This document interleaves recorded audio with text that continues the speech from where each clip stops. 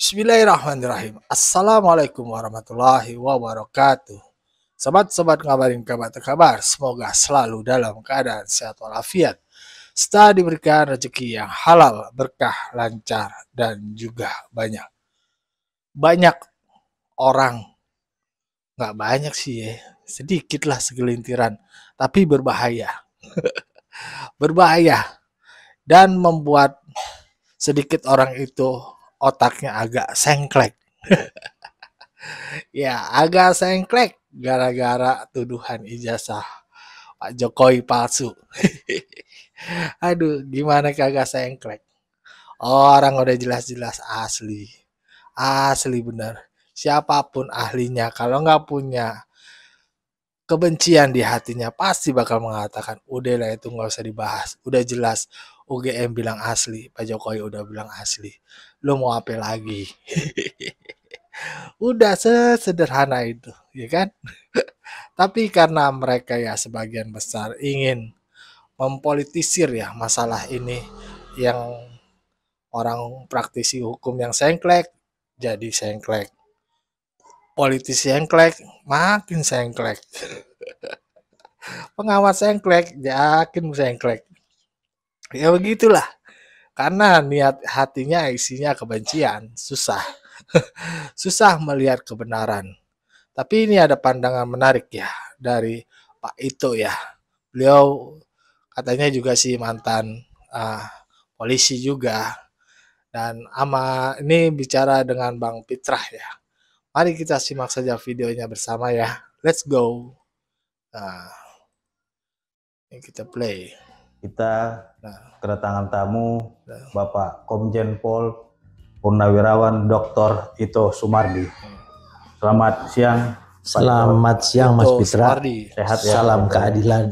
Salam kebenaran. Salam keadilan. Jadi teman-teman sekalian, kajian dan diskusi kita kali ini masih seputaran terkait dengan kasus dugaan ijazah Pak Jokowi yang katanya itu tuduhan-tuduhannya itu bermasalah, ya kita bilanglah dugaannya palsu daripada penuduh terhadap perkara ini.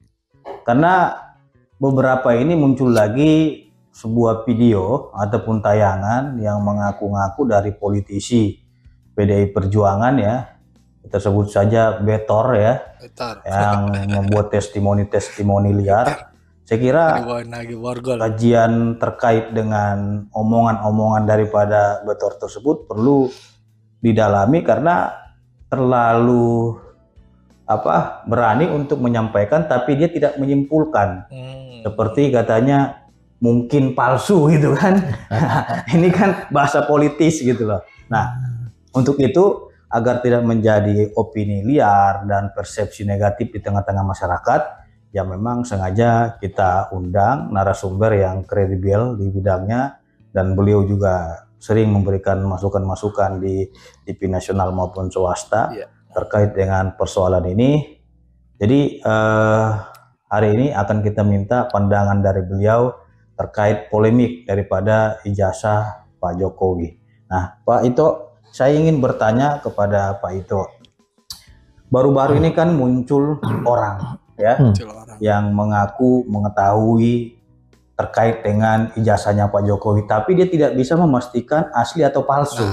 Tapi dia membuat suatu testimoni yang dibilang itu dicetaknya di Pasar Pramuka gitu kan, tahun 2015 terbakar gitu kan. Ini saya lihat luar biasa sekali. Tapi dia tidak pernah dilihat sebagai saksi di kepolisian, tapi membuat testimoni. Nah, dari pandangan seorang mantan penyidik senior ya yang sudah lama melakukan investigasi perkara dan penyelidikan, tindakan-tindakan yang dilakukan oleh beberapa oknum ini apakah itu sah sesuai ketentuan hukum, karena dia sudah menghakimi orang, menuduh palsu.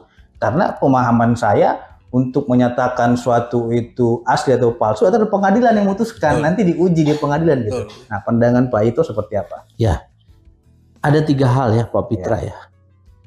Yang pertama, kasus ini sangat simpel. Banget. Tetapi di framing menjadi tidak simpel karena untuk kepentingan tertentu. ya jelas ya. Jelas, sudah jelas. Kalau kita orang hukum yang ngomong merasa orang ahli, tapi kenyataannya kasus simpel ini menjadi tidak simpel karena sengaja di framing sehingga muncullah drama-drama yang sampai sekarang membuat masyarakat bingung. Yang kedua, ini adalah perang antara kebenaran dengan pembenaran. Iya. Tuh, perang antara kebenaran dan pembenaran. Kita tentu di posisi kebenaran. Mereka pembenaran. Ya, kebenaran versus pembenaran. Iya. Yang ketiga, tidak menutup kemungkinan akan bertambahnya tersangka baru.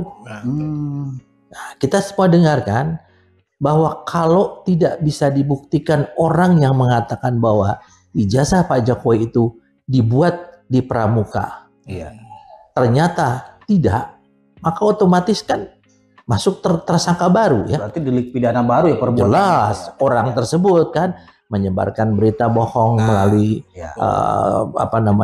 medsos ya.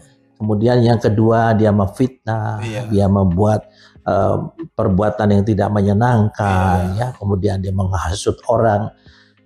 Ini tentunya orang bicara itu ada konsekuensi hukum yang dihadapi. Masalahnya simpel Pak Pitra ya. Kita kalau sederhananya ijazah ini sebetulnya produk dari mana sih? Itu dia. Kan dari Universitas UGM. Tidak mungkin pemegang ijazah ini membuat ijazah sendiri kalau universitas yang terkait dengan ijazah itu mengatakan bahwa itu ijazahnya saya yang dikeluarkan oleh universitas saya atau bukan kan? Kalau universitasnya mengatakan itu ijazahnya betul saya keluarkan, tinggal kita buktikan apakah itu otentik atau identik. Nah, kalau orang bilang kan gampang, sederhana. Pak Jokowi lihatkan aja udah beres. Itu hanya orang yang berpikir sempit yang mengatakan demikian ya. Kalau saya mindset saya udah mengatakan ijazahnya Pak Pitra palsu, mau dikasih lihat saya sejak dari pertama sampai sekarang, nggak mungkin saya percaya dong. Nah itu dia. Pasti saya akan bilang, oke, buktikan ijazah kamu itu adalah asli. Cara membuktikannya di negara kita, negara hukum, harus bikin laporan kan. Kita laporkanlah ke polisi, menjadi satu kasus. Kalau ijazah ini ternyata benar, maka atau asli, maka terhadap orang yang dituduhkan dia tidak bisa dikenakan delik apapun. Unsur pidananya tidak masuk, ya. Kemudian fakta-fakta lainnya yang untuk bisa diteruskan ke penyidikan tidak masuk, kan sangat sederhana sebenarnya. Bukan memaksakan. Nah, kalau misalnya itu ternyata palsu, maka buat saya yang menuduh kepada pemilik ijazah itu, maka saya aman. Tidak ada tuntutan sama saya, bener kan? Ijazah kamu palsu. Tapi kalau ijazah ternyata itu benar, ada konsekuensi hukum dong untuk saya. Karena ini sudah masuk ke dalam proses penyelidikan dalam satu kasus hukum kan. Pak itu. Lantas apa yang mendasari para pihak ini tidak percaya kepada pihak kepolisian, UGM maupun KPU yang sampai saat ini mereka masih ngotot bahwasanya ijazah tersebut palsu, padahal belum ada proses pemeriksaan yang transparan di muka pengadilan. Nah, artinya apa? Banyak bermunculan orang yang ingin mengambil panggung, saya lihat di dalam kasus ini ya, agar memang tujuannya dari pandangan hukum saya untuk mengkriminalkan. Ya, dalam hal ini Pak Jokowi dipaksakan agar ini pidana gitu. Padahal itu bukan pidana. Nah, dari pandangan seorang mantan penyidik ya, apa yang mendasari perbuatan itu ada? Apakah memang ada mens rea, kesengajaan dari mereka memang harus ini kriminal, harus pidana gitu? Menurut Pak saya tidak bisa mengatakan yang pasti, tetapi kita lihat historical background. Story background. Mungkin Pak Roy Suryo tuh sahabat saya kenal baik beliau. Dan beliau pernah kena masalah stupa dulu ya. Borobudur yang wajahnya dibikin seperti wajah Pak Jokowi. Sehingga beliau terkena masalah hukum. Kemudian mungkin saudara Rismon Sianipar ini juga, saya tidak tahulah, beliau selalu menilai bahwa polisi ini tidak profesional. Beliau kan juga masuk dulu yang dianggap quote and quote sebagai mengaku ahli forensik untuk kasus Jessica. Kalau Dokter Diva saya juga nggak tahu ya. yang saya sangat tidak masuk akal. Iya. Mereka ini adalah alumni daripada UGM. Oh ya? Iya, mereka kan tiga-tiganya alumni UGM. Berarti lahir dari sana juga. Lahir dari sana. Dan kalau saya misalnya ada di dalam satu rumah, ada sesuatu yang ganjil, tentunya saya akan menuntut rumah saya ini dong. Ya, Tolong sekarang kamu jelaskan ini benar atau enggak. benar. Kalau rumah itu mengatakan sudah benar, masa saya bilang enggak gitu kan? Iya. Apalagi kita sebagai orang hukum ya, kemudian kita juga mantan penyidik ya, saya cukup senior lah ya. Kita melihat ada sesuatu yang katanya penelitian. Kenapa saya penelitian dikriminalisasi? Ya karena kamu melakukan penelitian, diumbar kepada orang, ditujukan kepada seseorang, sehingga seorang ini sakit hati, malu, dipermalukan. Tuh. Ya seolah-olah membuat pengadilan jalanan. Betul. Kan kalau kita lihat sekarang yang dilakukan penelitian itu, saya adalah ahli telematika. Sangat simpel. Pertanyaan saya kepada sahabat saya Pak Roy, apakah Pak Roy punya latar belakang pendidikan tentang telematika? Tidak. Yang saya tahu beliau adalah latar belakangnya untuk magister kesehatan dan ahli komunikasi, bukan telematika. Kemudian punya sertifikat enggak? Kan enggak punya. Kemudian Dokter Tifa ahli dan lain sebagainya. Ada tidak sertifikat? Kalau saya dikatakan sebagai ahli, Pak Pitra tahu, saya juga advokat. Cuman sih tidak pernah menggunakan advokat saya dari Peradin. Karena memang saya merasa sih tidak pernah berpraktek. Oke, Pak Jenderal, ini sangat menarik sekali karena di antara mereka itu ada memang pihak-pihak yang memang tidak berkompeten di bidangnya. Kita katakanlah Dokter Tipa, dia kan seorang dokter, tapi meneliti ijazah. Dan satu lagi, penelitian mereka ini tidak konsisten. Dari ijazah diteliti lagi skripsi, dari skripsi diteliti lagi KKL-nya di mana, KKN-nya di mana. Terus terakhir ini mereka meneliti katanya wajah Pak Jokowi ada putih-putihnya gitu. Jadi ketidakkonsistenan ini dari sudut pandang penyidik itu sebenarnya dalam melakukan proses hukum itu apakah boleh tidak konsisten juga gitu. Karena dicari-cari gitu. Mana salahnya gitu. Kita melihat saja kepada negara kita, negara hukum nih Pak Pitra ya. Orang meneliti ijazah itu tentunya yang harus diteliti adalah benda atau objek yang otentik dan yang otentik ya. Kalau dikatakan namanya primary evidence, saya sebagai seorang penyidik yang sekolah di luar negeri loh, saya jelek-jelek ya. Saya sekolah di Amerika, sekolah di Eropa. Tidak ada tuh namanya primary evidence itu yang namanya bukan otentik ya. Kemarin kan ditanyakan oleh Pak Arianto teman saya, emang Anda sudah pernah megang? Sudah kapan? Enggak. Kita melihat daripada dari medsos yang saya jadi tidak berpikir kualitas seseorang yang punya pikiran seperti itu. Jadi saya geli gitu. Karena yang otentik itu, contohnya polisi kan nggak bisa juga menentukan orang lu bersalah gitu. Oh sangat tidak. Pengadilan kan mengatakan. Makanya gini Pak, kita harus kita harus melihat daripada namanya criminal justice system, sistem peradilan pidana. Polisi tugasnya hanya menyidik.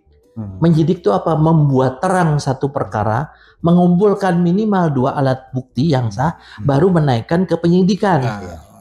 Setelah itu diserahkan kepada penuntut umum. Penuntut umum mengolah. Apabila menurut penuntut umum apa yang dikumpulkan oleh polisi ini memenuhi unsur pidana, maka beliau menyiapkan rencana penuntutan untuk disampaikan di pengadilan. Nah, kalau di polisi ada namanya harus gelarnya terbuka, penyidikan terbuka, buat apa ada penuntut umum, buat apa ada pengadilan. Polisi itu tidak bisa menentukan status suatu perkara itu salah atau tidak. Nah, ini menarik Pak Jenderal. Emang di dalam KUHP itu diatur nggak gelar perkara terbuka bahwa media, bahwa masyarakat? Nggak ada, tidak ada. Saya ini kan dulu kan mantan Kabar Eskrim dan saya juga mantan penyidik dari mulai pangkat saya Letnan 1 ya di Jakarta Pusat. Gelar perkara itu adalah untuk meyakinkan jangan sampai ada hal-hal yang tidak terbawa. Ya. Yang kedua, apabila ada sesuatu yang dimanipulasi dalam gelar perkara ini, maka kita bisa lihat sehingga betul-betul yang diajukan kepada penuntut umum itu betul-betul sesuai dengan unsur pidana daripada kasus yang disangkakan. Dan penuntut umum kan sering memberikan P18, P19 untuk Ya. melengkapi. Di gelar perkara itulah kita bahas. Dalam gelar perkara itu, Pak Pitra, itu Ya. melibatkan fungsi-fungsi lain selain fungsi reserse. Ada fungsi intelijen, ada fungsi dari Bankum, ya ada fungsi, dan juga melibatkan ahli. Jadi ahli itu ada dari luar yang memang oleh kita sudah terbiasa di sana. Dari gelar perkara ini juga belum menentukan apakah kasus ini bisa terus atau enggak. Ya. Tergantung jaksa. Nah, di dalam gelar perkara ini kalau sudah dilihat oleh masyarakat, emangnya kita bikin pengadilan jalanan. Dalam KUHP kan ada. Setelah nanti di pengadilan itulah baru dibuka. Silahkan kalau yang dikatakan namanya skripsinya ada dicurigai, KKN dicurigai, ajukan di pengadilan, jangan di tempat penyidikan di kepolisian. Berarti kalau seumpamanya penyidik itu mengundang media untuk udah itu berarti menyalahi prosedur. Nah, itu bikin pengadilan jalanan namanya. Nggak bisa lah. Nah sekarang contoh kemarin ada komplain. Kenapa seperti narkotik dan itu ingat bahwa barang bukti yang bisa ditampilkan di luar itu hanya terbatas. Polisi harus menyampaikan secara terbuka apa? Identitas orang itu dengan inisial, umur, tempat kejadian perkara. Tapi kita tidak menjelaskan tentang yang kita lakukan seperti ini detail, nggak boleh kita. Kenapa? Karena di dalam proses penyidikan ini yang harus dikedepankan adalah presumption of innocence, azas praduga tak bersalah. Yang kedua adalah kita harus menjaga hak asasi manusia orang. Jadi di dalam proses penyidikan status seseorang itu adalah tersangka. Tersangka itu bisa dia memang betul-betul melakukan, bisa juga dia tidak. Nah, sehingga orang kadang-kadang berpikirnya yang punya pemikiran yang nggak jelas ini, dia jadi menganggap kalau di polisi itu boleh gelarnya terbuka, nggak ada di dalam KUHP, nggak ada. Ya begitulah tadilah obrolan Pak Pitra dengan Pak Ito ya. Gua rasa sih sebenarnya udah sangat jelas ya. Dan mudah-mudahan apa yang dijelaskan Pak Ito ini membuat mereka-mereka yang otaknya sengklek lah. Jadi kagak sengklek lagi. Ya, udah itu tadi sesederhana seperti itulah ya. Bahkan tadi dikasih tahu sama Pak Ito, beliau juga meragukan lah keahlian mereka-mereka itu yang meneliti jasa Pak Jokowi ya. Ya, bagaimana menurut sobat-sobat? Berikan pendapat di kolom komentar. Wassalamualaikum warahmatullahi wabarakatuh.